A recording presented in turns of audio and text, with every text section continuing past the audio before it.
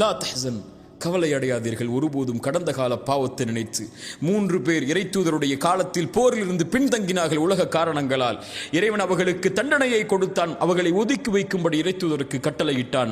அவர்களுடைய உள்ளம் நெருக்கமானது, உலகம் அவர்களுக்கு நெருக்கமானது, அவர்கள் தங்களையே அழித்துக் கொள்ளலாம் என்ற எண்ணம் கூட அவர்களுக்கு ஏற்படும் அளவிற்கு இதயம் அவர்களுக்கு நெருக்கமானது. ஆனால் அவர்கள் சரணடைந்தார்கள். இறைவனை தவிர வேறு யாரும் எனக்கு வழி இல்லை என்று இறைமறை சொல்கிறது. அவர்கள் இறைவனை தவிர யாரும் இல்லை எங்களுக்கு என்று இறைவனிடத்திலே கரமேந்தி வந்தார்கள். இறைவன் அவர்களை மன்னித்தான், அவர்களை ஏற்றுக்கொண்டான்.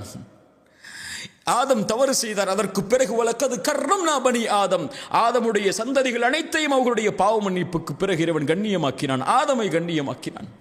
தவறு செய்பவர்கள் தான் மனிதர்கள். அதிலிருந்து தங்களை மீட்டெடுத்து சரியான பாதையில் அமைத்துக் கொண்டவர்கள் கண்ணியமானவர்கள்.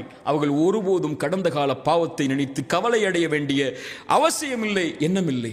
இறைவனிடத்தில் மன்னிப்பை கேட்டதற்கு பிறகு இறைவன் நம்முடைய கவலைகளை நீக்குவான். லா தஹ்சன், கடந்த கால பாவங்களை நினைத்து உங்களுடைய பாதையை சீர்படுத்தியதற்கு பிறகு ஒருபோதும் கவலை அடையாதீர்கள். அதை குறித்து மக்கள் உங்களை நினைவுபடுத்தினாலும் அதை கொண்டும் கவலை அடையாதீர்கள். இறைவனிடத்தில் கண்ணியமானாக வாழ்ந்தவர் தான் வெற்றி அடைவார். மனிதர்களுடைய கண்ணியத்தை எதிர்பார்ப்பவர் எப்போதும் தோற்று போவார்.